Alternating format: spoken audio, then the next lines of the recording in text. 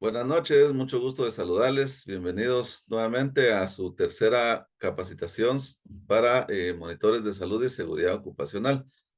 Tengo el agrado de ver aquí en mi pantalla a Carlos, a Verónica, a Geraldina, a Ronald, Jennifer, Daniel Pineda, José Santos y Mayra. Espero todos se encuentren muy bien.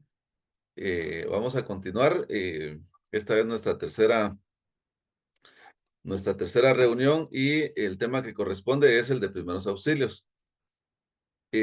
Antes de finalizar la capacitación, vamos a tomar unos minutos esperando que haya más quórum para, por si tienen alguna pregunta o algo que quisieran ustedes comentar acerca de las tareas que se quedaron asignadas la semana pasada.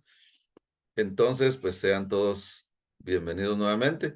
También recuerden que si en el transcurso de la presentación tienen alguna pregunta o quieren participar, buenísimo, ¿verdad? Son muy apreciadas de mi parte la participación de cada uno de ustedes. Asimismo, si pueden encender su cámara a medida de lo posible, también es algo valioso. Recuerden que la virtualidad es un recurso muy poderoso en temas laborales y en temas laborales. Muy, muy poderoso. Y la limitante somos nosotros, ¿verdad? Es nuestra cultura, nuestros hábitos, nuestras costumbres, porque como es virtual y no nos están controlando, a veces nos confiamos y nos ponemos a hacer otras cosas o no le damos la importancia que realmente tienen las reuniones. Entonces, eh, a medida de lo posible, yo sé que a veces cuesta, no pasa nada, pero la invitación está a que nos compenetremos en la capacitación. Después de hoy solamente nos quedarían 2 reuniones, así que el tiempo vuela, ¿verdad? Y entonces vamos a iniciar pues con el tema, primeros auxilios. ¿Qué es primeros auxilios? Bueno, es un conjunto de actuaciones y técnicas que permiten la atención inmediata de una persona que ha atravesado por un accidente. Esto hasta que llegue la asistencia médica profesional, con el fin de que las lesiones que ha sufrido no empeoren, ¿verdad? Controlar y preservar la vida de la persona accidentada.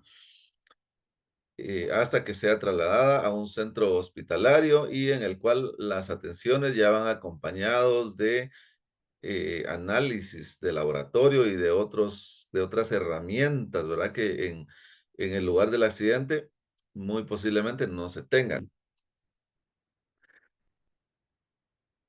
Un accidente abarca cualquier situación en la cual una persona o varias pierden el equilibrio funcional de su organismo, ¿verdad? No es necesario que haya un choque vehicular o que una persona se caiga de una escalera para considerar un accidente. También está considerado las pérdidas de equilibrio que pueden sufrir las personas derivado de algún tema como de desmayo que vamos a ir viendo más adelante, eh, algunos términos técnicos y qué hacer en esos casos, ¿verdad? Porque de repente mi centro de trabajo es una oficina, ¿verdad? Es un call center o es una farmacia y creemos que no hay riesgos de accidentes, por lo menos no los percibimos. Pero pues sí los hay, ¿verdad? Siempre hay riesgo de que una persona se pueda desmayar, ¿verdad? O que se pueda quedar atorada en alguna parte y eso es un accidente. Los accidentes más comunes es algo que cada monitor de su, que está en un centro de trabajo debe identificar. Es muy conveniente hacer una especie de inventario y decir qué accidentes podrían ocurrir acá en esas instalaciones, ¿verdad? Están las caídas, por ejemplo, que pueden ser caídas de mismo o diferente nivel, que ya conversamos sobre ello en otro momento. Choques eh, contra o por, ¿verdad? Golpes, proyecciones, atrapamientos y sobreesfuerzos. Eh, los sobreesfuerzos es la principal causa de accidentes en el mundo. Los sobreesfuerzos, esas circunstancias en las cuales las personas se lesionan, principalmente la zona lumbar, dicho sea de paso, por mover objetos pesados, o de repente por movimientos repetitivos, como ese problema del túnel del carpo que surge cuando se utiliza mucho el mouse, ¿verdad? Esos son problemas ergonómicos y que son los principales causantes de lesiones en todo el mundo, no solo en Guatemala, sino en todo el mundo. De estos accidentes que estamos mencionando por acá, surgen estas lesiones que son las más frecuentes también, y es que algo se nos vaya en el ojo, ¿verdad? De repente una piedra, una esquirla de metal, o un palo, ¿verdad? Un hierro, imagínense ustedes incrustado en el ojo. Contusiones también, heridas, hemorragias, quemaduras, fracturas y luxaciones, pérdida de conciencia también, que era lo que les mencionaba, ¿verdad? Son algunas de las circunstancias más comunes que pueden ocurrir en cualquier centro de trabajo. Quisiera saber si ustedes quieren agregar alguna lesión más frecuente que hayan presenciado, que hayan visto o que ustedes consideren que está latente en su lugar de trabajo.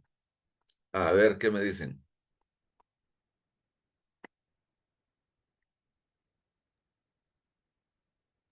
En mi caso serían los golpes de calor los más frecuentes, licenciado. Una porque como estamos en costa y la otra por el tipo de trabajo que es el trabajo industrial. Sí, pues, sí, correcto. Los golpes de calor son muy típicos, especialmente cuando hay temporada alta y hay personas que son trasladadas de zonas un poco más templadas, ¿verdad? Se van a trabajar a las fincas puramente costeñas y el riesgo de un golpe de calor es alto. Correcto. Muy bien. Alguna otra lesión que quieran mencionar? O tipo de accidente también podría ser. Cortaduras con elementos punzocortantes. Tenemos también en las áreas administrativas por no tener aislados cables, ¿sí? También hay algunos temas eléctricos alrededor de escritorios. Sí, correcto. Sí, siempre está latente, ¿verdad? Donde quiera que haya electricidad, hay riesgo de contacto directo o indirecto. Muy bien, sobre Entonces, todo porque también en Guatemala no está perdón. la... Ajá, ajá. Sí, no está la costumbre muy definida de darle mantenimiento a las instalaciones eléctricas, ¿verdad? Bueno, entonces, vamos avanzando. Entonces, pues consisten estos primeros auxilios en prestar atención inmediata a una persona enferma o accidentado, que los accidentes ocurren de manera repentina e imprevista, ¿verdad? También abarca el tratamiento tanto de lesiones de poca como de muy grave importancia. Es decir, una persona que de repente se marea o se está atragantando, debemos auxiliarla, debemos atenderla. De repente, lo único que necesitamos es monitorear y ver que no se vaya a caer, ¿verdad? O que no le vaya a caer algo encima, o de repente hablarle y decirle, mira, tranquilízate, ¿verdad? Eso ya es parte de la ayuda que nosotros como equipo de salud y seguridad ocupacional tenemos que tener esa predisposición. Recuerden ustedes que pertenecer al departamento o equipo de salud y seguridad ocupacional significa justamente eso. Significa que vamos a tener esa disposición de brindar apoyo a nuestros compañeros o a cualquier otra persona, especialmente que esté dentro de nuestro centro de trabajo, porque eh, es para eso que nos estamos capacitando, ¿verdad? También es importante tomar en cuenta que la resolución final de una situación, de un accidente, tiene mucho que ver con la asistencia en el momento y en el lugar del accidentado, ¿verdad? Imagínense contener una hemorragia, mantener el nivel de la temperatura de una persona, etcétera, puede marcar una gran diferencia en cómo se siguió evolucionando la situación. Por eso es muy importante y esa noción la tenemos que tener muy clara. Tenemos esta cadena de supervivencia que consiste en los diferentes eslabones o aspectos que tienen que ver con la prestación de primeros auxilios.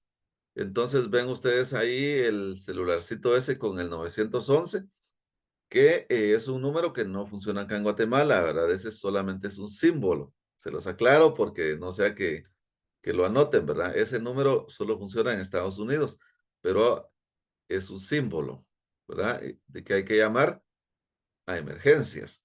Luego hay que atender a las personas, estabilizarlos, tranquilizarlos, para que tengan un traslado a un centro hospitalario adecuado y que la persona también se mantenga con vida hasta que lleguen los cuerpos de socorros cuando eso sea necesario. En muchos casos de repente no es necesario, pues porque están ya las personas en digamos, la situación no es muy grave, ¿verdad? Pero cuando sí lo amerita, entonces esto sería el proceso. A eso se le llama cadena de supervivencia. Quien presta los primeros auxilios, vamos a ver, permítame un momentito. Bueno, quien presta los primeros auxilios es el primer eslabón, o son los primeros eslabones, mejor dicho, ¿verdad? Y la cadena de supervivencia consiste en reconocer una situación de emergencia, evaluar su gravedad y dar el soporte inicial y adecuado. Entonces, como mínimo, tenemos que estar capacitados para reconocer estas situaciones de emergencia que ya hemos hablado un poco acerca de cosas graves, cosas no tan graves, pero igual hay que atenderlas, que hay que llamar a emergencias antes de cualquier otra cosa. Vamos a ver eso un poco más detenidamente. Y luego de evaluar la gravedad de la situación, ¿verdad? Que es la parte más, bueno, una de las partes muy importantes. Dentro de los temas relacionados con la legislación guatemalteca que vimos, que conversamos hace un par de semanas, hablamos varias cosas acerca de la legislación guatemalteca. Y hoy les comento que el Ministerio de Trabajo y el ICS, es decir, las leyes en Guatemala, estipulan que las personas que van a desempeñarse como monitores de salud y seguridad tengan una capacitación mínima, por supuesto, de 3 horas, fíjense, en tema de primeros auxilios. 3 horas. Entonces, nosotros nos ponemos a pensar en qué consisten esas 3 horas, pues porque este tema da para muchísimo tiempo, ¿verdad? Nos podemos pasar todo el año estudiando y no vamos a terminar de entender muchos aspectos. Pero lo que se requiere es un proceso. Fíjense, es un proceso más enfocado en la estructura con relación a lo que se debe hacer en salud y seguridad ocupacional. También recuerden ustedes que la salud y seguridad ocupacional, su enfoque es meramente preventivo. La prevención es esa palabra que no tenemos que perder de vista. Lo preventivo, preventivo y lo preventivo. Esto ya es algo más de reactividad, ¿verdad? Cuando algo sucede, entonces prestamos. ¿Que hay que tenerlo? Sí, por supuesto, ¿verdad? Pero el esfuerzo principal va en todo lo preventivo. Dentro de los principios básicos de la prestación de primeros auxilios, hay una serie de aspectos que se pueden destacar que, en mi opinión, conviene apuntarlos y repasarlos mucho porque esto no es algo que se le quede a uno. Igualmente, también se deberían de hacer simulacros para poder ensayarlos y ver cómo funciona todo esto. Pero, número 1, mantener la serenidad. Tenemos que actuar con rapidez. Si voy a hacer llamadas o voy a dar aviso, hay que hacerlo inmediatamente, pero con calma. Hay que mantener control sobre lo que hacemos, ¿verdad? Actuar de manera pensada, razonada y no de manera instintiva. Porque nuestros instintos, si nosotros nos dejamos que los instintos sean los que al final de cuenta controlen nuestro actuar, entonces podemos complicar cuadro de la persona que ha sufrido el accidente y podemos nosotros mismos exponernos a un peligro innecesario, ¿verdad? Luego tenemos que asegurar de que no existan más peligros, delimitar y asegurar el área, prestar los primeros auxilios en tercer punto. Vamos a ver eso ahorita. Cuidar al máximo el manejo del accidentado, no moverlo para nada, especialmente cuando han habido caídas, ¿verdad? Luego empezar por lo más urgente. Vamos, aquí en esta reunión que tenemos, vamos a enfocarnos precisamente en lo más urgente, así que eso es lo que vamos a ver. Tranquilizar a la persona cuando está consciente, ¿verdad? Hay que hablarle y mantener una comunicación muy fluida, aunque no nos esté contestando. Tenemos que hablarle permanentemente. Mira, Gumercindo, yo soy Salvador. Tuviste un accidente, ¿sí me escuchás? ¿Sí me entendés? Mira, yo estoy acá con vos. Estamos en la empresa, estamos en tal lugar, íbamos para no sé dónde, ya viene la ayuda. Tenés un sangrado, tenés una fractura. Ser muy asertivos es importante, ¿verdad? La persona puede estar entendiéndonos, puede estar escuchándonos, ¿verdad? Y si nos puede contestar, pues mucho mejor, ¿verdad? De igual manera, no le vamos a engañar diciéndole, mira, esto que tenés no es para nada, no, hay que decirle, mira, tenés una lesión fuerte, se mira aquí, pero te vas a recuperar, ¿verdad? Ya viene la ayuda y yo estoy aquí para apoyarte y no me voy a ir de aquí hasta que te lleven al hospital, por ponerles un ejemplo, ¿verdad? Hay que hablarle constantemente. Empezar por lo más urgente, que serían las hemorragias, sería algún atragantamiento, porque una persona que tuvo un accidente puede tener bloqueada la respiración por algo que estaba comiendo de repente, ¿verdad? Tranquilizarlo y mantenerlo caliente o mantener su temperatura dentro de los rangos normales, ¿verdad? Porque si de repente le generamos mucho calor, también eso no es positivo. Principios básicos, ponerlo en postura lateral también, es así de lado, porque después de un accidente, cuando una persona se ha desmayado, cuando una persona ha sufrido una situación de mucho estrés, puede vomitar, ¿verdad? Entonces, colocarlo de lado es lo adecuado, ¿verdad? En caso de que Protégtela vomite de o que lado, tenga algún sangrado interno. Perdón, Jimmy.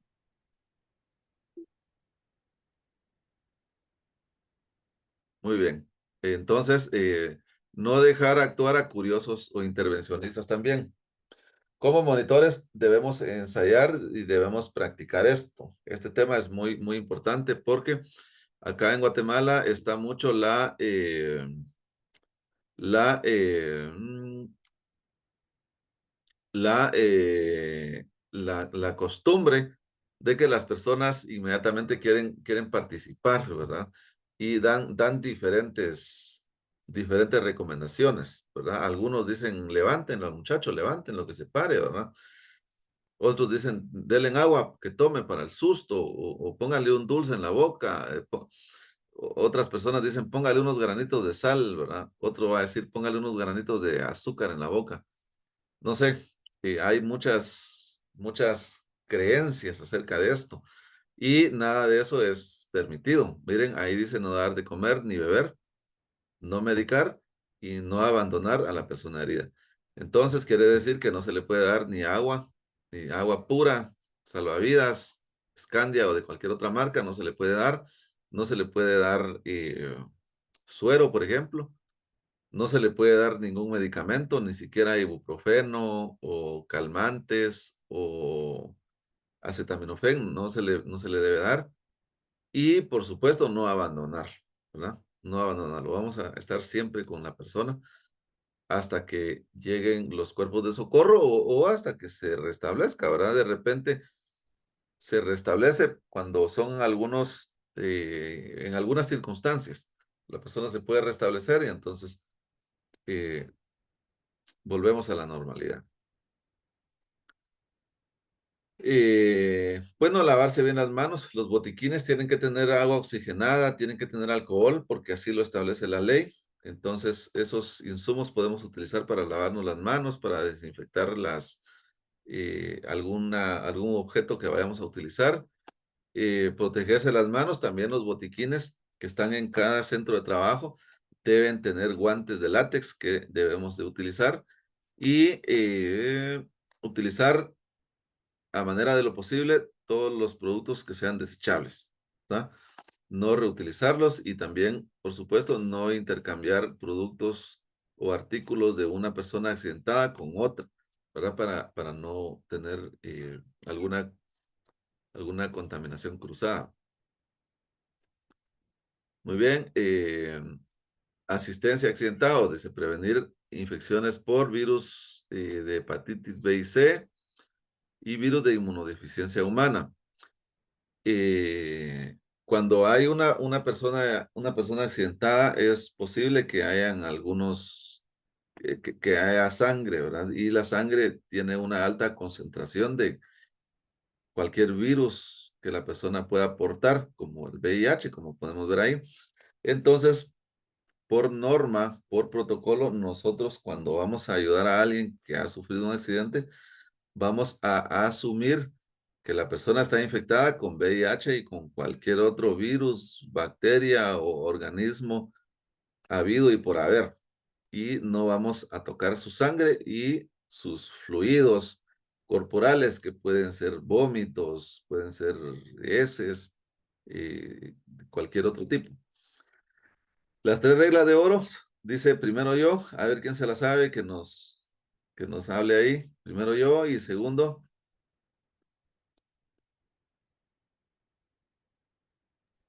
Segundo ¿Quién va yo. segundo? Segundo yo, muy bien. ¿Y Y tercero? tercero yo. Tercero yo, Tercero muy yo. bien. Muy bien, muchas gracias. Esas son las 3 reglas de oro, ¿verdad? Asegurarnos antes de pretender salvarle la vida a alguien o de ayudar a alguien. Eso son reglas, como ustedes pueden ver ahí, que tenemos que tener en mente. Por eso, recuerden que ante una situación de estas hay que mantener la calma, ¿verdad? Porque nuestros instintos nos traicionan y nuestros instintos nos van a decir 2 cosas. Número 1, o salí corriendo, ponete a salvo, o querer rescatar y salvar a alguien sin las medidas de seguridad y de repente hubo una explosión, hubo un gas que nos terminó matando a los 2, ¿verdad? Esto ocurre mucho cuando se hacen operaciones en espacios confinados. Ustedes ya definieron qué es un espacio confinado. Y cuando estamos ante una atmósfera que es tóxica, con una sola inhalación, podemos perder la conciencia. Y si vemos que nuestro compañero del alma y amigo de aventuras se desmayó porque está ante una presencia de un gas eh, que no es bueno, nosotros lo queremos rescatar y lo que va a pasar es exactamente lo mismo, ¿verdad? Entonces, las 3 reglas de oro son estas.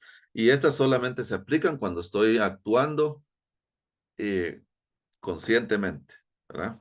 Cuando estoy actuando conscientemente. Esto ya lo habíamos visto. Muy bien. Solo quiero detenerme aquí un momento. Porque hablar de que hay que mantener la calma son palabras muy, muy simples. Hay que mantener la calma. Hay que actuar rápido, pero con control. Eso se dice muy fácil, pero no es tan fácil de ponerlo en práctica. Quisiera escuchar algún comentario de alguien ahí que nos diga cómo puede uno mantener la calma en una situación de crisis, en una situación de mucha, eh, de- no sé cómo decirle, eh, de alta gravedad, pues, mucha impresión. ¿Cómo puede uno mantener la calma? A ver si alguien por ahí nos, nos, nos da alguna recomendación.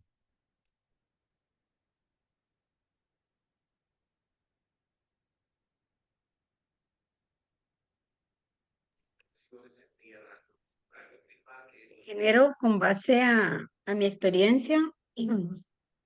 Sí, como usted lo menciona, es bien difícil mantener la calma, pero uno de los principios es saber perdón, es cuando uno sabe qué es lo que tiene que hacer.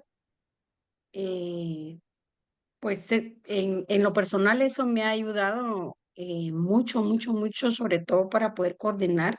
Muy pocas emergencias he tenido en la institución. Es una oficina de servicio al público.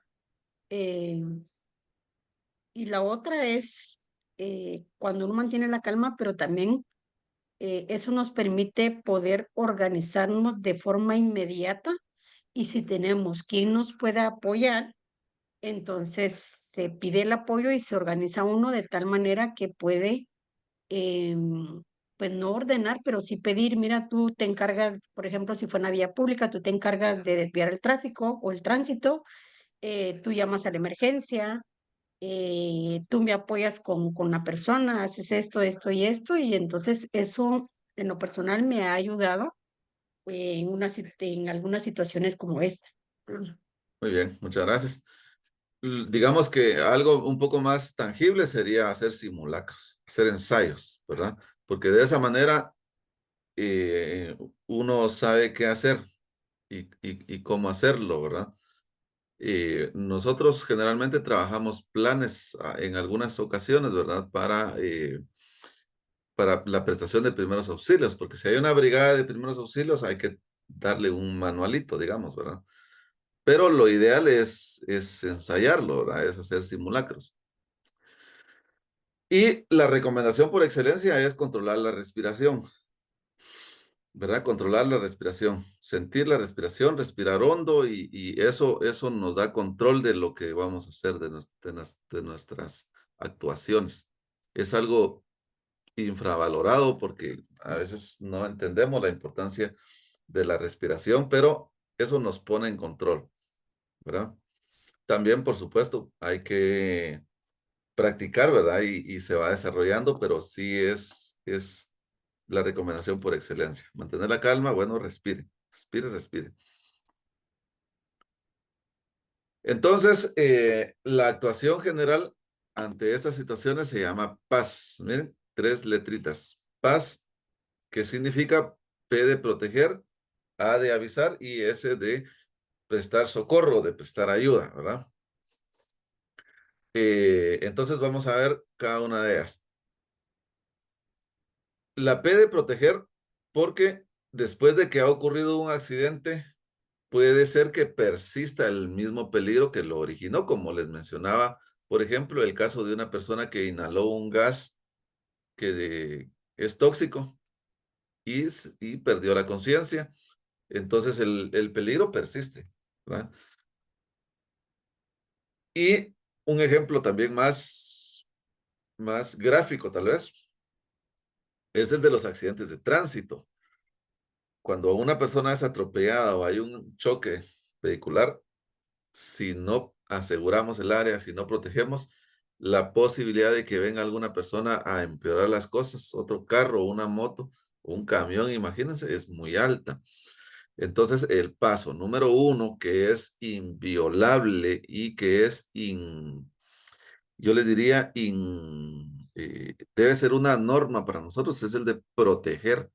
Necesitamos que sea seguro el lugar, ¿verdad? Para la persona que está accidentada o las personas, para los que van a ayudar y también para las personas curiosas que podían estar ahí, ¿verdad? Hay que alejarlas si ese fuera el caso, pero esa es la manera de darles seguridad.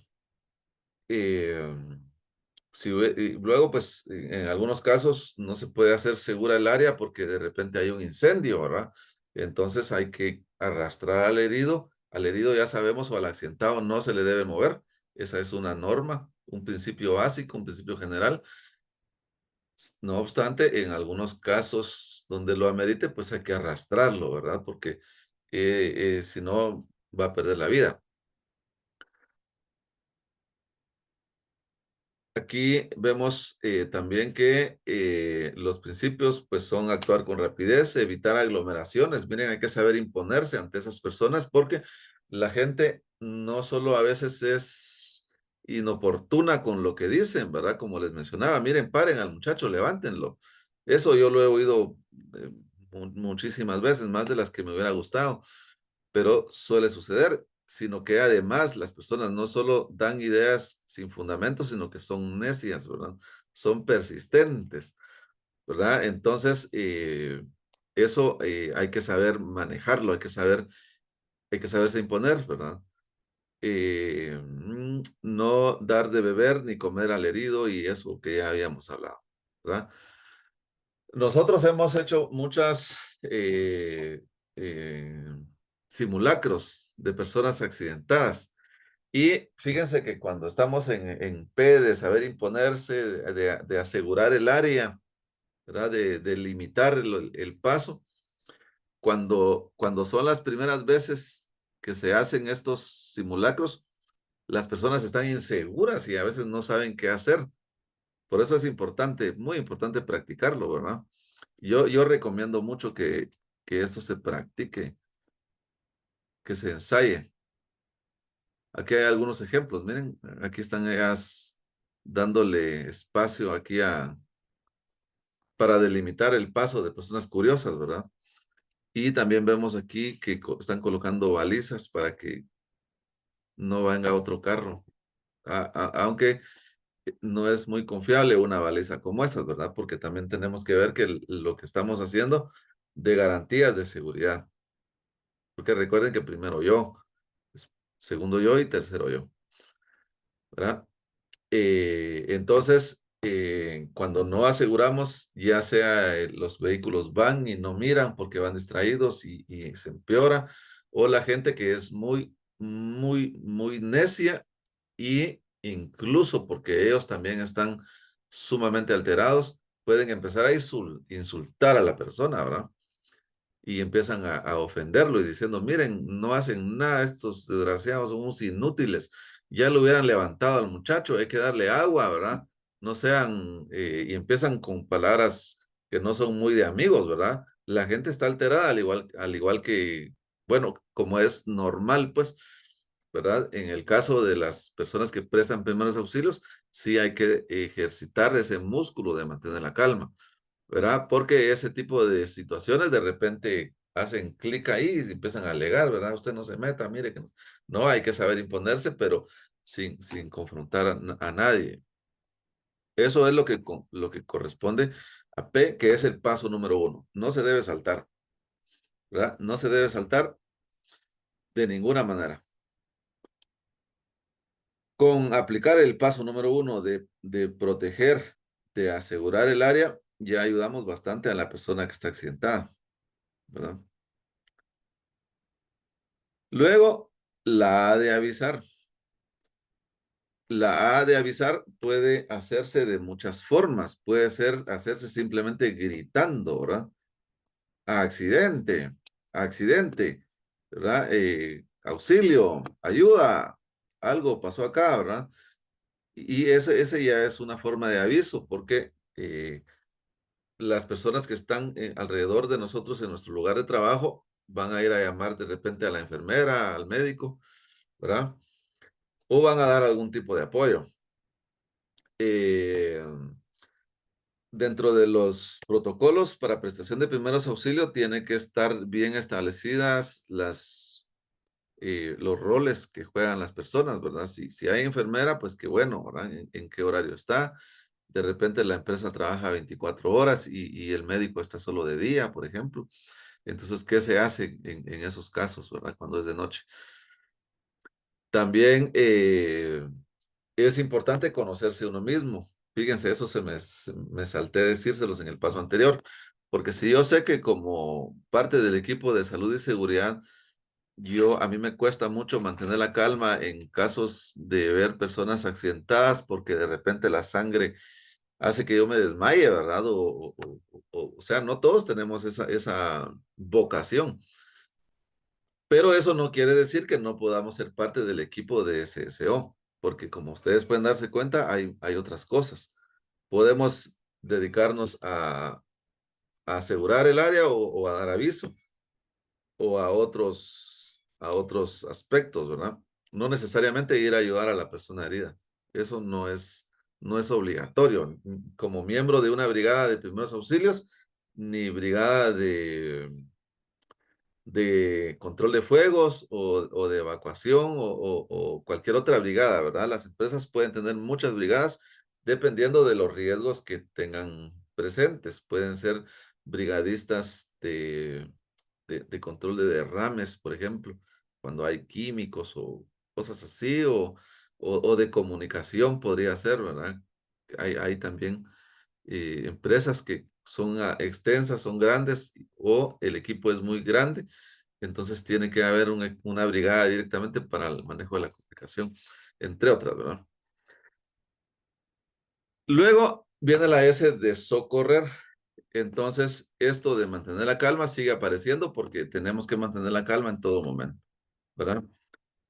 No es fácil hacerlo cuando uno ve a la persona que se está desangrando, que está pegando gritos, que se está quemando, tiene fracturas expuestas, por ejemplo. No es nada fácil. Por eso es que esto aparece en todos los procesos que vamos a ir dando. No moverlo, explorar su exploración primaria, que tiene que ver sus signos vitales, ¿verdad? Cuando la persona no responde, pues hay que ver si está con vida, si está respirando, si tiene pulso. eh, son algunos de los aspectos que hay que ver y la exploración secundaria que tiene que ver con otros aspectos cuando ya la persona está viva, ¿verdad? De repente, si hay fracturas, si hay hemorragias, la temperatura de la persona. Entonces, dentro de la evaluación primaria precisamente está compuesta por los signos vitales, ¿verdad? El nivel de conciencia, si la persona me escucha, si me entiende, si se puede mover. Todo eso tiene que ver con el nivel de conciencia. Luego, si está respirando, si tiene pulso y también buscar algunas hemorragias que podría tener. Los signos vitales es la conciencia, es decir, si está consciente, valga la redundancia, ¿verdad? Si escucha, si oye, si puede hablar, si se puede comunicar, si respira y si tiene pulso. Eh, También el reflejo pupilar que se hace cuando las personas están cuando su nivel de conciencia es muy bajo, ¿verdad? Para ver si la pupila se contrae o se agranda cuando se le coloca una luz, ¿verdad? Y podamos ver si tiene todavía el reflejo pupilar para verificar el estado si tiene alguna lesión en el cráneo o en la espina dorsal, ¿verdad? Para eso se hace la verificación del reflejo pupilar, que así se le llama.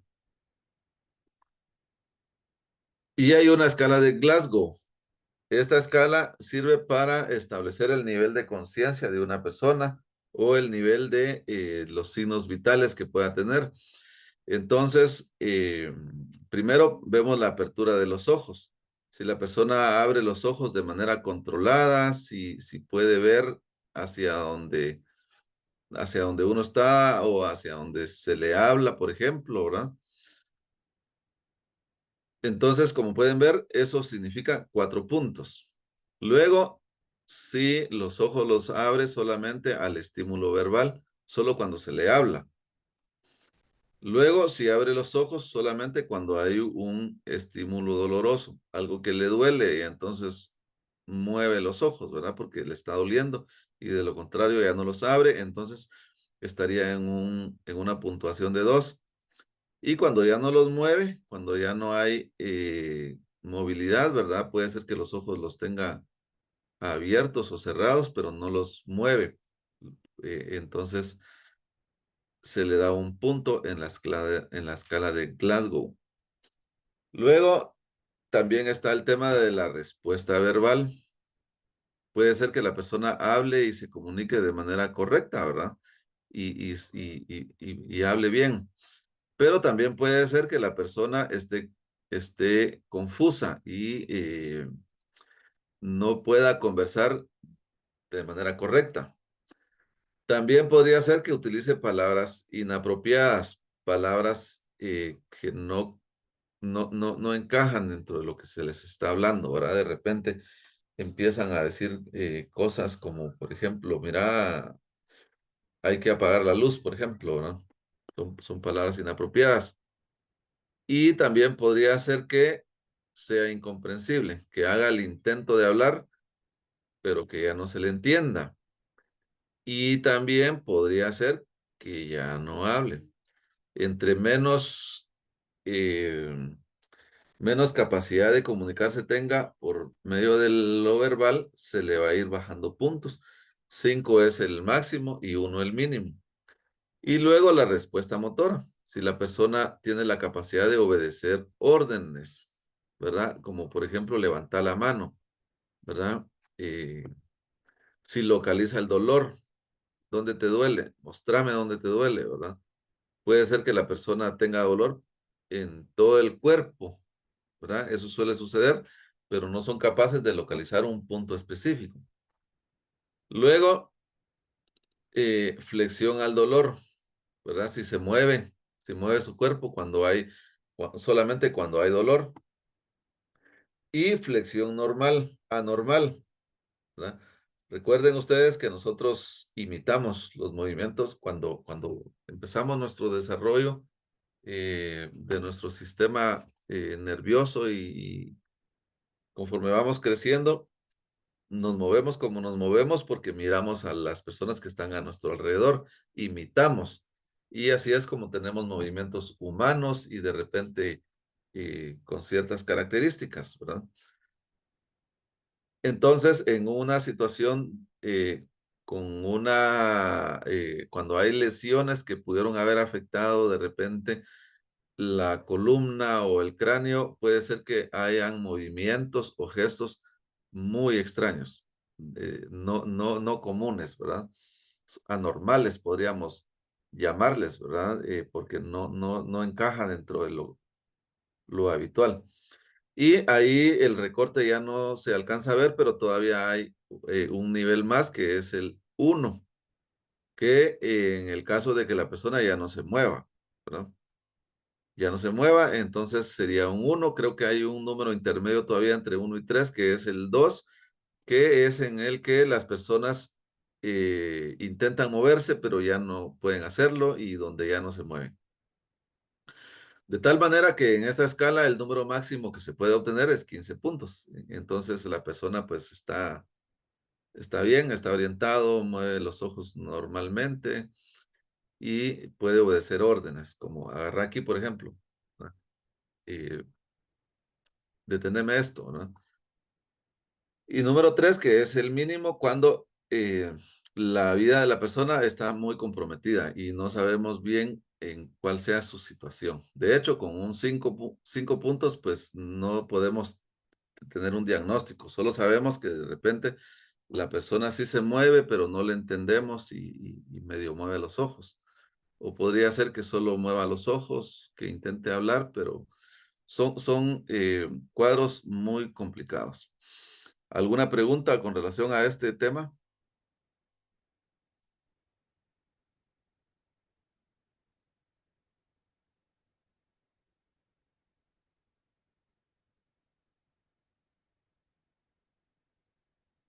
Bueno, muy bien. Muchas gracias, Verónica. Muy amable por su like. Vamos a continuar. El reflejo pupilar, como les mencionaba, se hace para verificar si la persona contrae o se le extiende su pupila, la parte negrita del ojo. Cuando está bajo el efecto de una luz, como una lucecita incluso como la del celular, ¿verdad? La pupila se contrae levemente. Fíjense que nosotros bueno, yo he visto casos muy variados, a veces se les nota bien y a veces casi no se les logra percibir, ¿verdad? También podría ser que solamente en el ojo hay mucha terminación nerviosa, creo yo, y es una parte que normalmente tiene mucha movilidad, ¿verdad? Cuando intentamos tocarle el ojo se ve nervioso, ¿verdad? pero podría ser que en caso de una persona accidentada esté de una vez pausado, esté blanco totalmente, ¿verdad? O con las pupilas detenidas, ¿verdad? Podría ser también que nos encontremos con pupilas muy ampliadas o muy contraídas, que también podría ser debido a algún estupefaciente, ¿verdad? Hay algunos como vamos a ver, ¿cómo se llama? Los narcóticos. Narcóticos son los que relajan mucho a las personas, ¿verdad? Y entonces, como la marihuana, por ejemplo, entonces la pupila se vuelve chiquita, ¿verdad? Y luego están las anfetaminas que hacen que las personas estén muy eléctricas y entonces amplían. Porque cuando hay personas accidentadas, nosotros nunca podemos saber si de repente incluso estaban alcoholizadas, ¿verdad? A menos que hayan estado trabajando junto con nosotros, pues. Entonces, para eso se hace la verificación, ¿verdad? Para ver si contrae las dos pupilas, por lo menos de manera similar, ¿verdad? Si tiene movilidad en los ojos y si no, la sospecha es hacia una lesión en el cráneo del cerebro, ¿verdad? O de la espina dorsal, de la columna vertebral, si lo queremos ver más simple. Y la exploración de la respiración, que hay un proceso que se llama VOS, que significa ver los movimientos de todo el tronco acá, de la parte abdominal y del pecho. Oír también y sentir, ¿verdad? Lo que está haciendo esta persona aquí es sentir la respiración. Fíjense que desde que fue la pandemia del COVID-19, no está permitido que las personas coloquen su rostro así como está él aquí. Se puede hacer con la parte posterior de los dedos. Se siente la respiración. Y hay diferentes maneras de hacerlo porque cuando una persona se accidentó, la respiración puede estar muy débil o dependiendo de la postura, puede ser también que no sea fácil observar. También dependiendo de la hora, imagínense, si es de noche no podemos ver si está respirando o no, ¿verdad? O si hay mucho ruido, no podemos escuchar. Entonces, hay diferentes maneras que podemos utilizar para ver si la persona está respirando o no. Eh, Aquí hay unas cifras normales para la respiración. Miren, los niños que son menores a 1 año respiran 30 veces por minuto. Luego, hasta 6 años, de 1 a 6, 26 por minuto.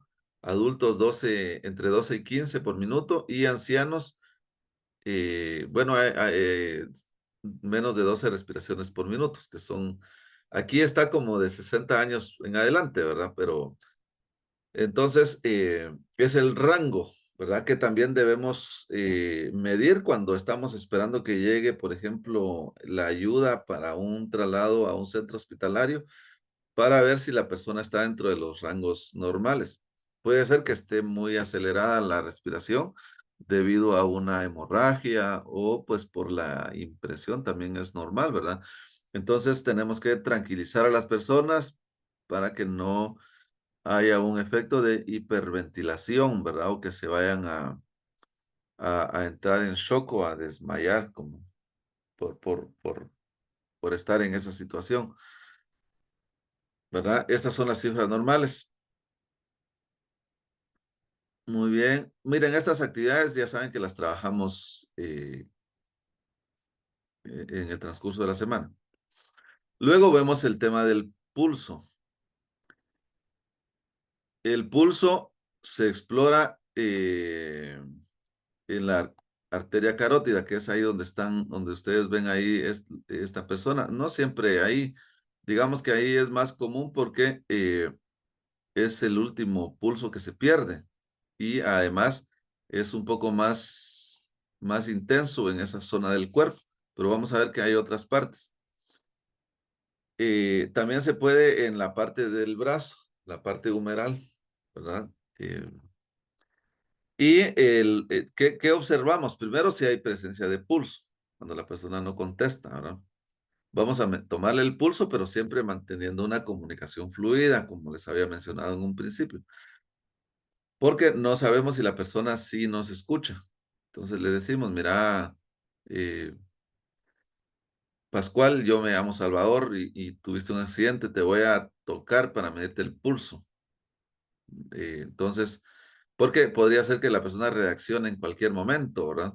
Hay que mantener hablándole constantemente. Primero, entonces, si hay pulso. Luego, si el pulso es rítmico, el pulso tiene que ser rítmico, tiene que ser regular, ¿verdad? Es decir, la misma frecuencia y la misma intensidad. Si la frecuencia no es la misma o hay unas pulsaciones más intensas que otras, puede haber alguna situación del corazón, ¿verdad? Que el pulso se verifica para ver el funcionamiento del corazón, si está funcionando y si está funcionando normal.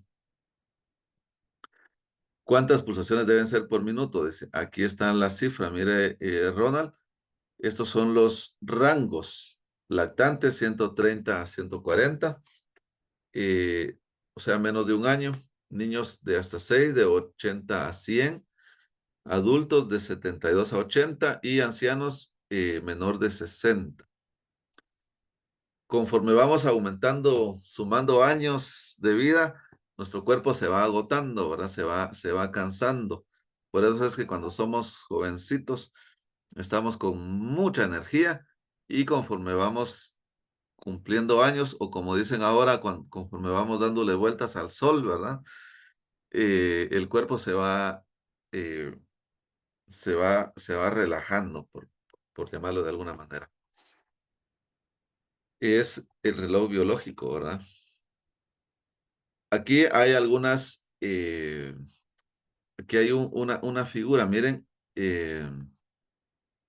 donde, de la distribución de las arterias en el cuerpo. Entonces, ustedes se habrán dado cuenta que aquí en esta parte de la cabeza, donde dicen el sentido, tenemos también ahí un, eh, una arteria en la cual se puede medir no medir, sino tomar el pulso. Luego está la radial, que es aquí en la muñeca.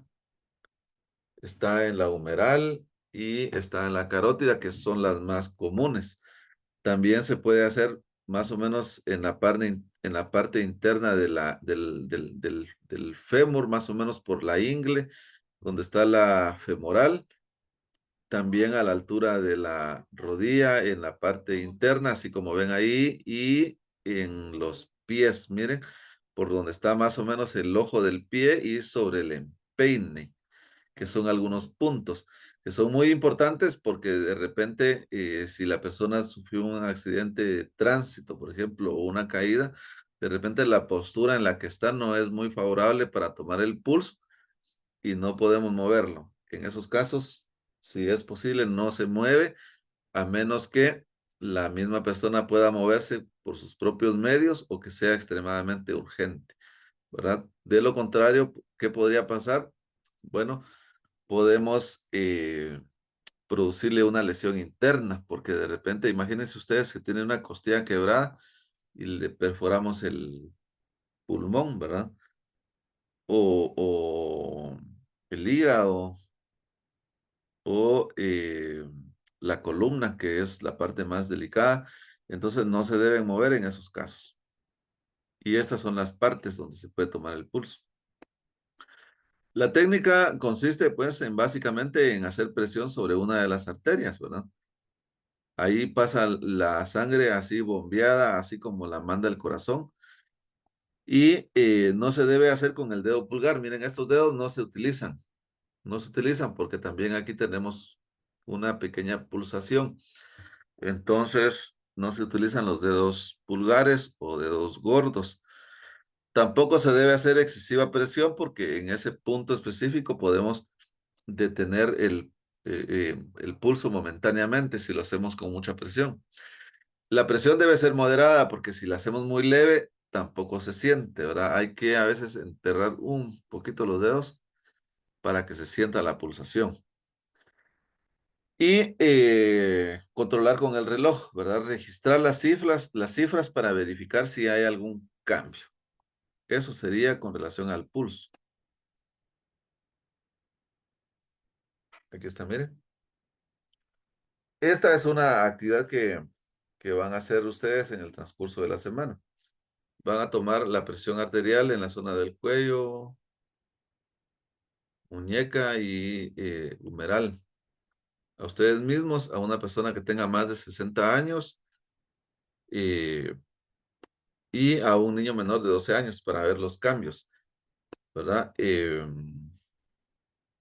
Y se van a anotar aquí, pero eso entre semana, ¿verdad? Para experimentar, ¿verdad? Muy bien. Quisiera saber si hasta donde vamos tienen alguna pregunta o algún comentario, algo que quieran agregar. Muy bien, muchas gracias.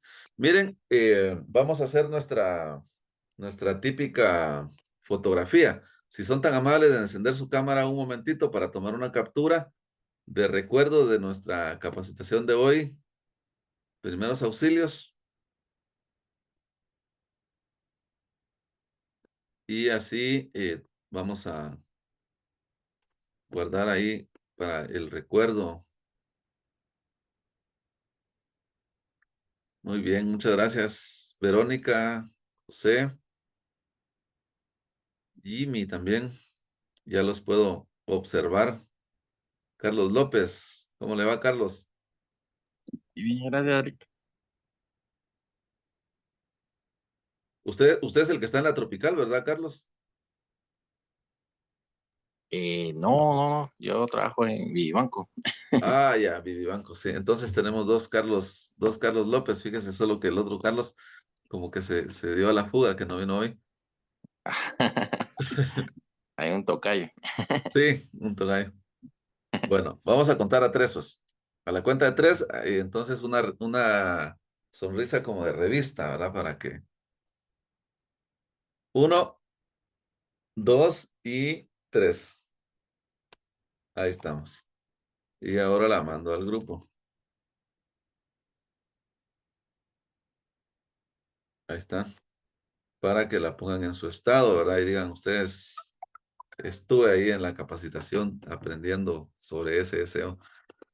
Bueno, vamos a tomarnos unos minutos para que estiren piernas y vayan por un vaso de agua o si quieren contestar algún mensajito por ahí.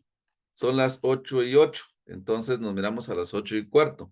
Serían como 6, 7 minutos. Entonces, rompamos filas. A las 8:15 los veo por acá.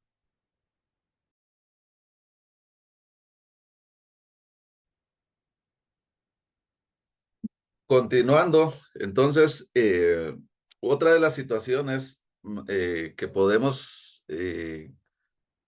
presentar, que son comunes en los lugares de trabajo, son las asfixias. ¿Qué son esas situaciones en las cuales la persona no puede respirar por diferentes motivos? ¿Verdad? Dentro de las causas está más comunes por obstrucción de las vías respiratorias con algún objeto.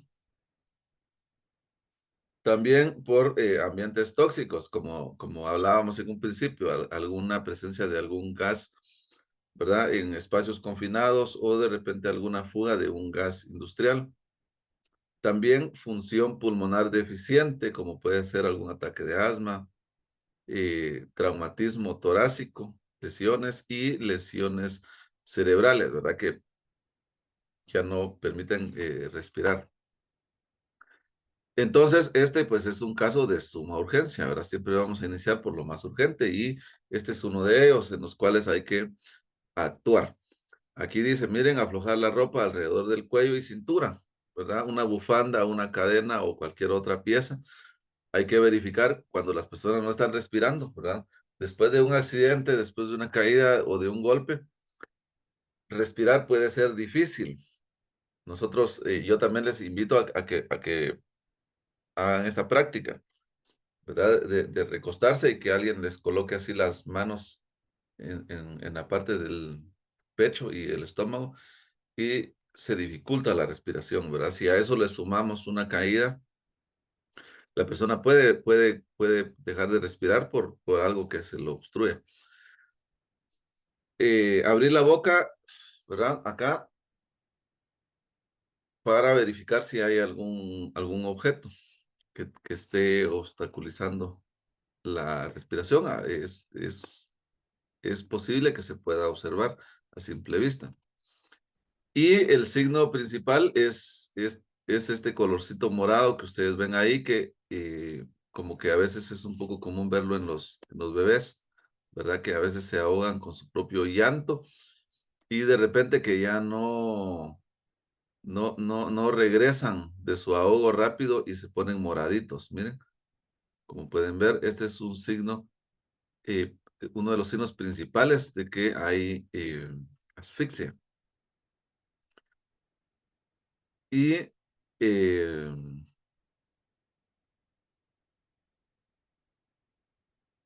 entonces, la obstrucción, ¿verdad? La obstrucción de las vías respiratorias en el cual tenemos algún objeto eh, en nuestra garganta, ¿verdad? Puede ser comida, puede ser agua incluso, un chicle, etcétera. Acá podemos ver, esta persona ahí no puede respirar, ¿verdad? Ni por la boca ni por la nariz. Y este es el signo universal, ¿no? Cuando la persona se agarra, es porque el cuello es porque no está respirando, no puede respirar. Tiene algo en el cuello. Esta obstrucción puede ser de 3 categorías. Nosotros la trabajamos así, 3 categorías. La primera es ligera, que es cuando la persona, acá llamada víctima, está agitada, pero con tos, ¿verdad? Está tosiendo, así como algo parecido.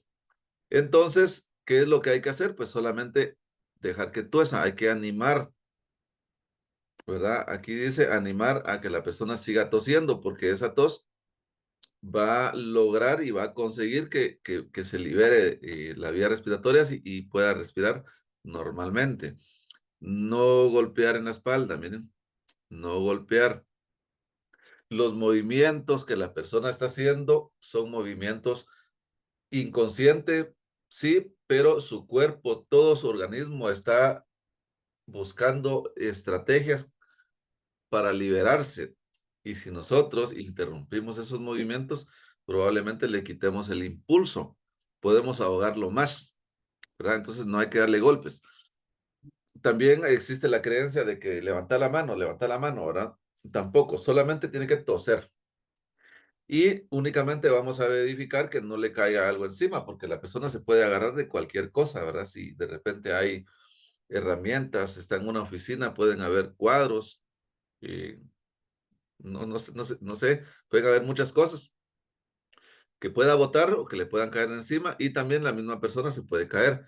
Entonces, eso sí es lo que hay que hacer. Vigilar, vigilar, vigilar, no interferir y sí, dejar que tuesa, ¿verdad? Tose y controlar. Eso es lo que hay que hacer cuando el ahogamiento o atragantamiento es ligero. Luego tenemos este otro caso que está dividido en dos, severa, pero cuando la persona está aún consciente. Entonces, la persona está, como diríamos, está ida, está así. Ya no tuece, pero está consciente, ¿verdad? En esos casos, lo que hay que hacer es aplicar la maniobra de Heimlich, que es lo que ustedes ven acá, que le están aplicando aquí a esta persona de verde, ¿verdad? Que parece que es una mujer.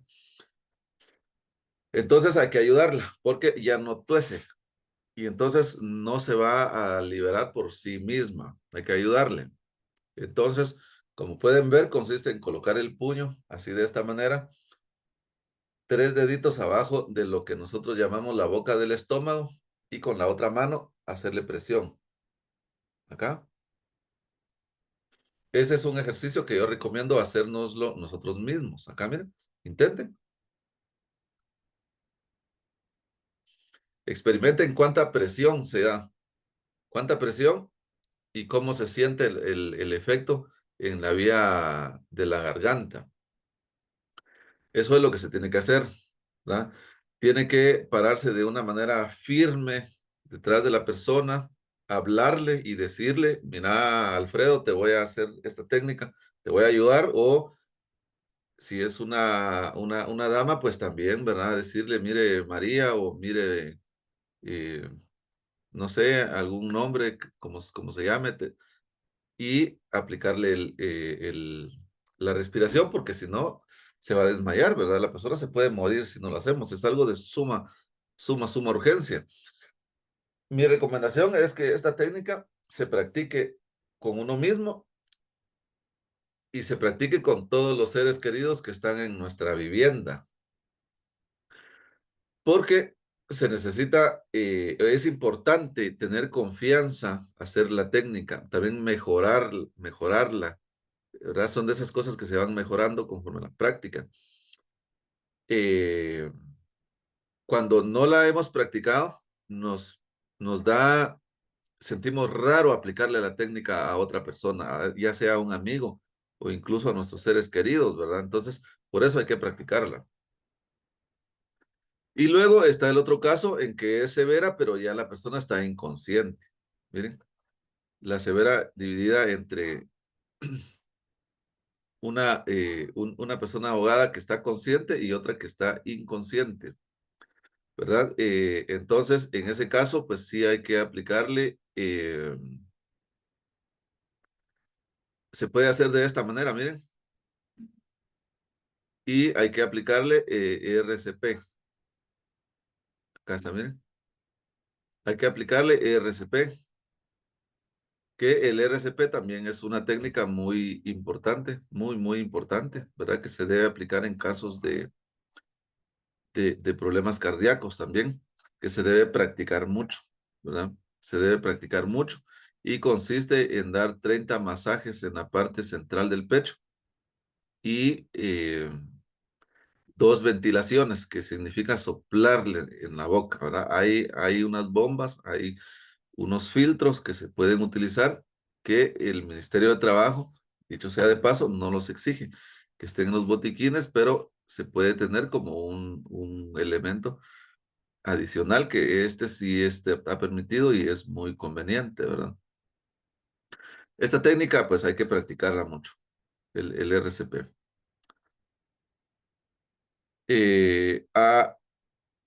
Verónica, perdone el abuso de confianza. ¿Usted nos podría dar alguna recomendación o algún comentario acerca del RCP? Algo que usted haya escuchado o que sepa. Pues gracias, ingeniero, por la oportunidad. Pues de las compresiones y respiraciones, la verdad es que poder dar las compresiones parece sencillo, pero es complejo porque no hay que flexionar los brazos, sino que Así. mantenerlos firmes. Y se dan 30 compresiones por 2 respiraciones. Exacto, sí. Esa es la posición. Y sí hay unas, fíjese que en la institución donde yo trabajo, compraron unas bolsitas que vienen estéril y que nos permite poderlas utilizar, pero eso es institucional, ¿verdad? No las anda cargando uno si sucede algo en la vía pública o a veces pues en casa, pero esas bolsitas tienen una válvula y permiten poder dar respiraciones de manera segura, Y porque pues esa válvula no es un permite que filtro, el aire básicamente, ¿verdad? sí, de la persona le regrese a uno, sino que uno sí puede dar la respiración. La otra es, por ejemplo, en niños, el riesgo no se hace de la misma manera, ¿verdad? Sobre todo en menores de 5 años, porque uno puede lesionar órganos internos. O en personas muy ancianas que tienen fragilidad, entonces también existe el riesgo de fracturar, como mencionó al principio, las costillas y puede perforar uno un pulmón. Pues eso Muchas básicamente. gracias. Muy bien, muchas gracias. Sí, es correcto lo que mencionaba ella, ¿verdad? Que yo a esas bolsitas les llamo filtros, que sí son filtros, ¿verdad? Son como una especie de mascarilla que tienen un tubito y con eso se pueden hacer las ventilaciones, ¿verdad? Así se llama. Y también se tiene que practicar porque si no es nada más, ¿verdad? Cuando hacemos la ventilación hay que asegurar que el aire llegue, ¿verdad?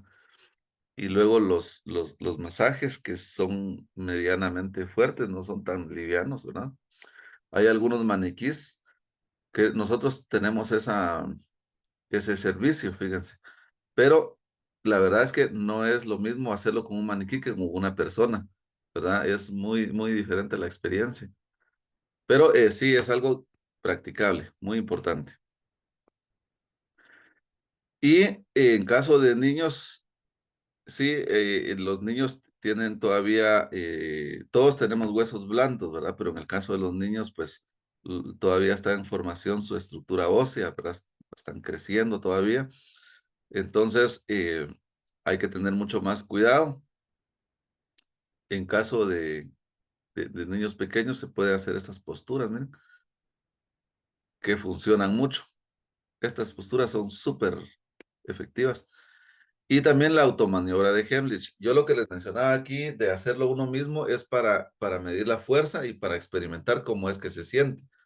Pero ya en caso de un atragantamiento no funciona si uno lo hace así de pie, nada más. Hay que buscar un punto de apoyo. Como pueden ver, puede ser el respaldo de la silla. Nosotros hemos visto que la mayoría de sillas estándar que se utilizan quedan con el respaldo muy bajo. Puede ser una mesa, puede ser un palo de escoba, por ejemplo, algo, ¿verdad? Que nos permita apoyarnos y aplicarnos la maniobra, aplicarnos los primeros auxilios. Aquí hay otra, hay otra actividad. Bueno, otras causas de asfixia puede ser ahogamiento por sumersión, le llaman, ¿verdad? Cuando la persona está ahogándose. También por ahorcamiento, como les mencionaba, puede ser intencional o puede ser accidental, ¿verdad? Por hiperventilación, que es ese fenómeno en el que ingresamos demasiado oxígeno a nuestro sistema respiratorio, ¿sí? ¿Verdad? Eso también produce el colapso. Por crisis asmática y por intoxicación. También podría ser otras causas de asfixia. Y pueden llevar a la pérdida de conciencia también. Hay tres tipos de pérdida de conciencia. Está esta que es lipotimia, así se denomina, que es como una especie de... Yo he oído mucho esta palabra, un vaído, ¿verdad? Un vaído. Cuando me levanto muy rápido o me siento muy rápido, no sé, ¿verdad? Ay, me dio un vaído, ¿verdad? Incluso las personas se pueden perder la conciencia, pero no a un nivel muy profundo y es muy momentáneo, ¿verdad? Es muy momentáneo. Puede ser efecto de algún ambiente hostil, algún olor muy fuerte, como algún ambiente hospitalario, ambiente con presencia de productos químicos, que hay personas que son muy susceptibles, ¿verdad? Y pueden desmayarse. ¿Qué se hace en estos casos? Vamos a ver acá. Lo que se tiene que hacer es asegurar que la persona tenga libre las vías respiratorias, trasladarlo a un ambiente con aire puro, ¿verdad? Recostarlo y esta técnica de colocarle los pies en alto también funciona muchísimo. Miren, muchísimo, ¿verdad? Yo he tenido la oportunidad de conversar con muchas personas que han presentado esto por diferentes motivos y dicen, mire, cuando yo me sentí así y me pusieron así, yo me recuperé luego, ¿verdad? Entonces, son algunas de las cosas que se deben hacer, ¿verdad? Luego está otra pérdida de conciencia que es un poco más profunda. Digamos que esta lipotimia no es muy profunda, no hay una pérdida tan severa de la conciencia. Aquí es sí un poquito más. Y también se debe a diferentes factores, como puede ser precisamente problemas cardíacos, ¿verdad? El síntoma en ambos casos es miren, palidez, ¿verdad? Las personas se ponen pálidas, de repente se enfrían, ¿verdad? Puede haber sudoración fría, así como un sudor frío, ¿verdad? En ambos casos se restablece muy rápido. Aquí dice 15 a 20 segundos, 5 a 20 segundos, miren, ¿verdad? Cuando son esos casos, la recuperación es instantánea, toda vez la persona esté en un ambiente amigable, ¿verdad? Con buen oxígeno, con buena ventilación. Incluso la claridad también tiene un efecto positivo, ¿verdad? En estos casos.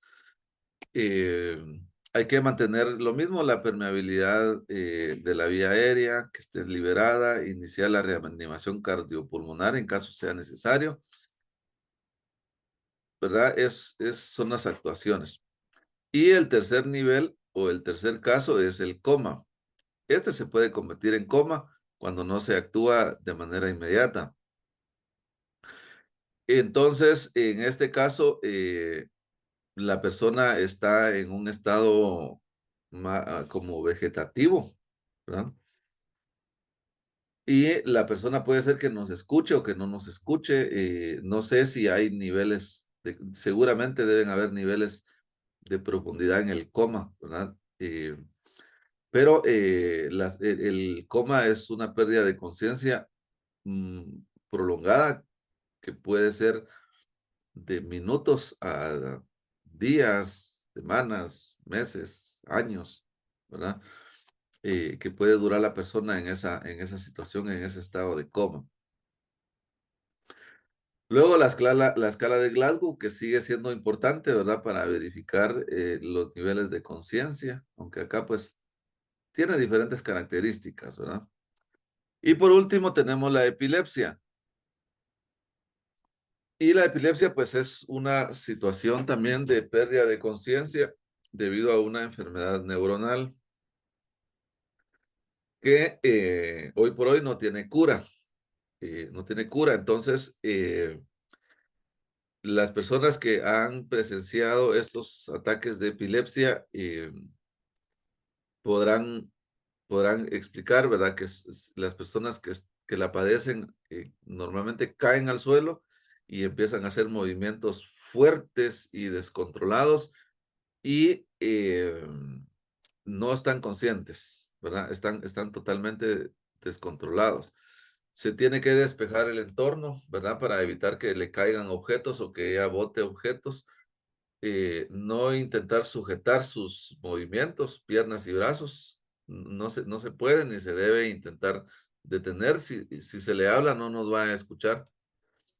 Deslizar una manta por debajo de la cabeza, por debajo del cráneo. eh, Puede ser un libro, puede ser una mochila o incluso eh, una chumpa para evitar que dé cabezazos al suelo, porque se puede fracturar.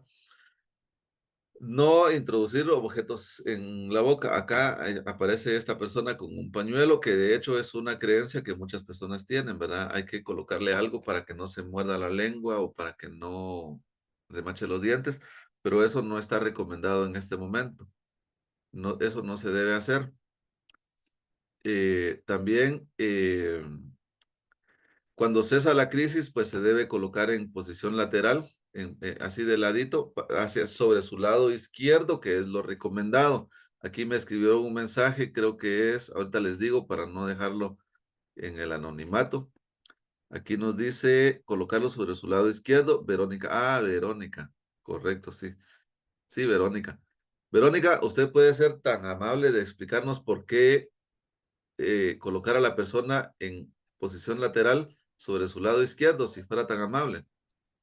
Por la posición del estómago para que no haya regurgitación de líquidos o de alimentos en términos generales. Ah, ya. Para que Y quede por así eso y es no que se así. debe poner del lado izquierdo. Ya. Entiendo. Muy bien. Sobre su brazo izquierdo, digamos. Sí, a menos que haya una lesión considerable, pues lógicamente no podríamos colocarlo de esa manera.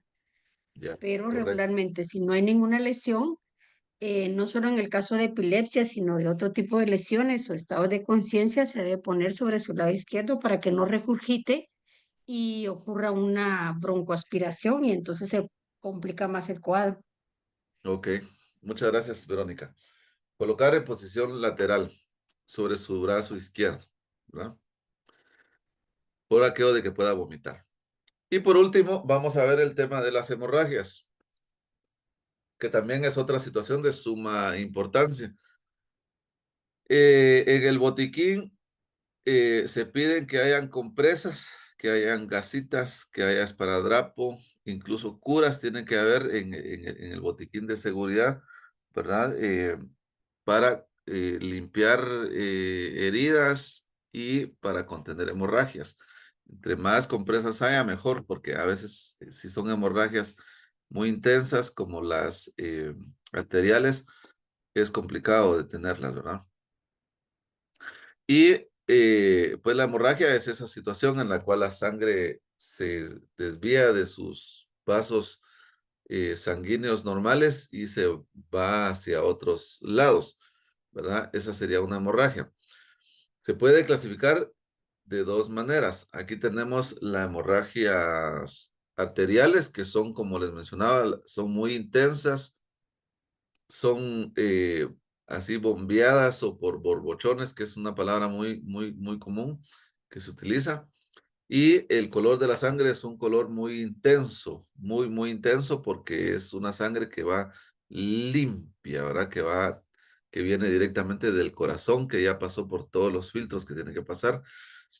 Esta es la hemorragia más peligrosa, más delicada, porque la persona se puede desangrar en términos de minutos. Luego tenemos las hemorragias que se denominan venosas, que es cuando una vena se ha lastimado, ¿verdad? Se ha lesionado, entonces la sangre también puede salir hacia afuera y puede ser por medio de incluso un chorro, ¿verdad? Un chorro constante. También es peligrosa, en menor grado que la arterial, pero sigue siendo peligrosa. Y por último tenemos este sangrado capilar o hemorragia capilar, que consiste en la rotura de la piel, digamos, ¿verdad? Como cuando hay un raspón o una caída y nos raspamos la rodilla y entonces hay un sangrado por gotas, que no deja de ser importante, ¿verdad? Porque toda vez la piel eh, esté abierta, pues existe el riesgo de ingreso de bacterias o de algún otro cuerpo hacia nuestro interior y hay que atenderlo. Hay que limpiarlo, ¿no? También pueden ser externas, cuando la sangre va de dentro del organismo hacia afuera, como esta que estamos viendo acá en la rodilla de la persona, ¿verdad? Es una hemorragia externa. Pero también hay hemorragias internas que salen de algún órgano del cuerpo, pero no van hacia el exterior, sino se van para otros órganos, como puede ser el estómago, pueden ser los pulmones, ¿verdad?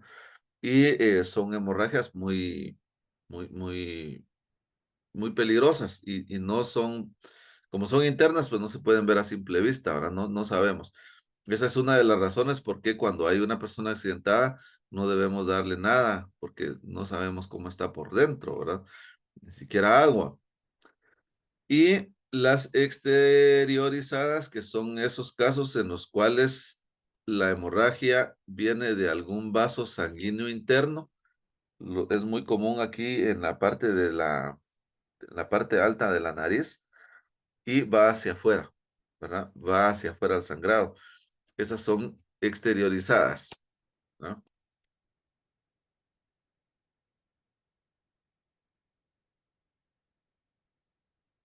Eh, bueno, los que hemos donado sangre, yo he donado sangre en algunas oportunidades y cuando se dona sangre, la unidad de sangre es de 750 centímetros cúbicos, ¿verdad? A ver si alguien me puede confirmar ahí. O es de 500.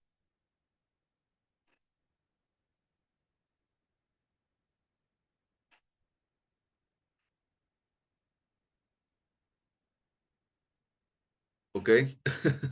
No sé si me están escuchando. ¿Cuál Muy es tu bien. pregunta? Cuando uno dona sangre, la unidad de sangre o la cantidad de sangre que uno dona, ¿cuánto es? ¿Son 500 mililitros o 750?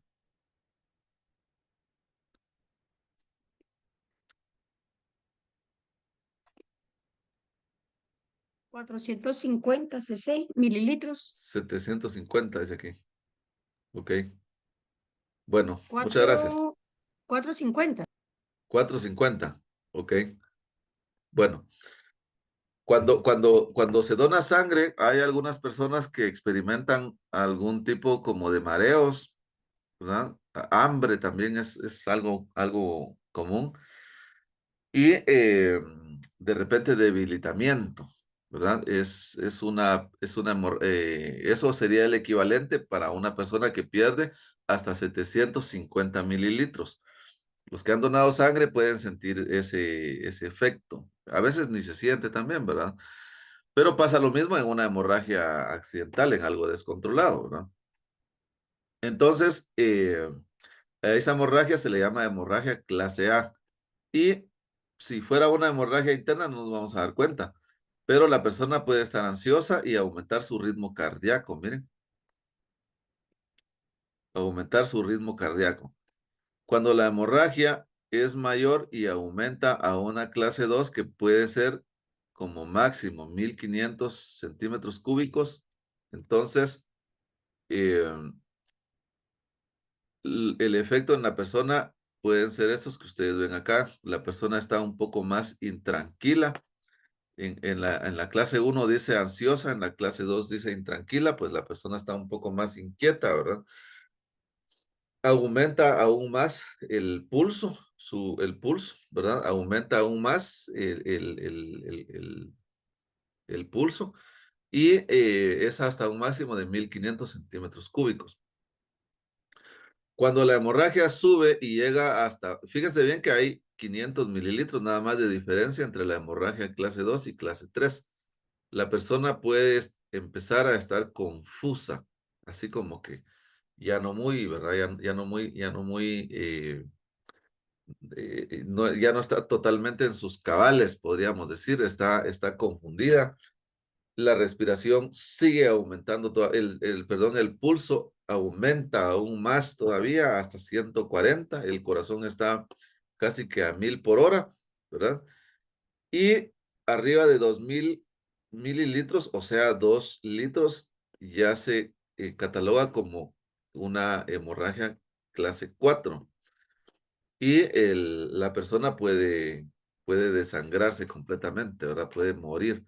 Ya significa que perdió más del 40% de la sangre. Por supuesto que dependen muchos factores en el efecto en estos primeros en estas primeras cantidades. En estas otras, ya no tanto, ¿verdad? Para cualquier persona es ya estar en un riesgo muy alto. Entonces, hay que actuar inmediatamente ante estas situaciones de emergencia. ¿Cuál es la actuación? Bueno, va a depender mucho de la zona donde sea la hemorragia también y del tipo de lesión. Pero en la mayoría de los casos, pues sí se puede hacer presión directa sobre el punto donde está surgiendo la hemorragia, ¿verdad? Se hace presión directa, se colocan compresas, así como ustedes pueden ver acá en esta parte. Aquí está bien resumido todo lo que hay que hacer, ¿verdad? Hacer presión, colocar compresas. eh, Algo importante es esto, miren, cuando se coloca una compresa no se levanta. Si una toalla no es suficiente, lo que hace es que se coloca otra encima y después otra encima y otra encima y otra encima y otra encima hasta que la sangre deje de salir, ¿verdad? Se debe hacer presión.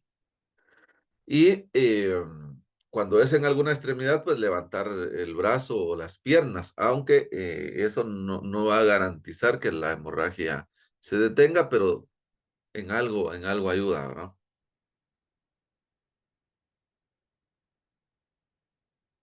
Aquí vemos, miren, la presión en el punto, levantar la extremidad y también hacer presión en alguna de las arterias. Aquí, como pueden ver ustedes, en la parte interna del brazo pasa la arteria que en este punto se llama femoral. Entonces se puede hacer presión y eso ayuda mucho, mucho a disminuir la cantidad de sangre que se está perdiendo.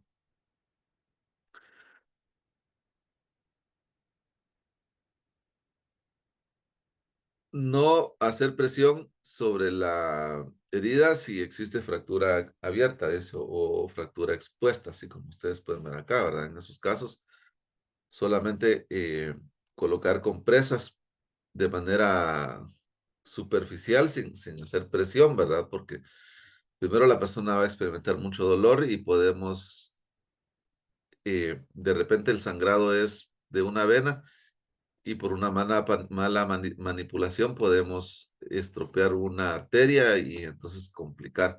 Entonces no se debe hacer presión, no se debe manipular. Cuando cese la hemorragia, envolver la herida con una venda, ¿verdad? Cuando ya se detuvo, entonces no quitar las compresas, sino vendar, ¿verdad? Una venda que quede suficientemente sujeta y se puede colocar hielo para acelerar o ayudar con la desinflamación.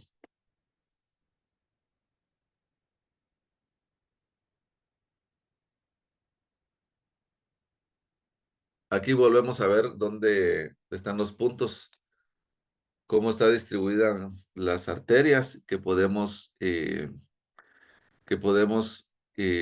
presionar y, ¿verdad? Y maniobrar para controlar una hemorragia. Y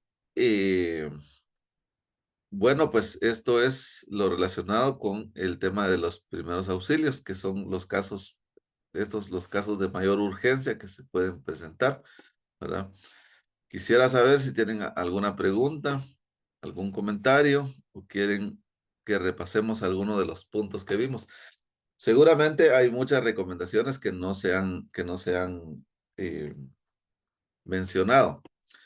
Estos temas, como ustedes pueden ver, hay algunos ejercicios que yo espero que los pongan en práctica, que hagan las tareas, porque solo la práctica nos va a ayudar a poder actuar correctamente ante una situación de emergencia, ¿verdad? También otra cosa es la capacitación constante. Yo personalmente pienso que la capacitación tiene que ser rutinaria, por cuenta propia o si la empresa lo pide, ¿verdad? Porque esto no es algo que yo aprendí y que ya lo llevo conmigo toda la vida, sino hay que practicarlo, ¿verdad? Y mantener siempre latente todo lo que se puede hacer y también lo que no se debe hacer en estos casos. Entonces, ¿alguna pregunta o algún comentario? ¿Cómo les ha parecido? Por lo menos cuéntenme cómo vamos hasta ahora. Todo muy bien explicado. Muchas gracias, Salvador. Muchas gracias.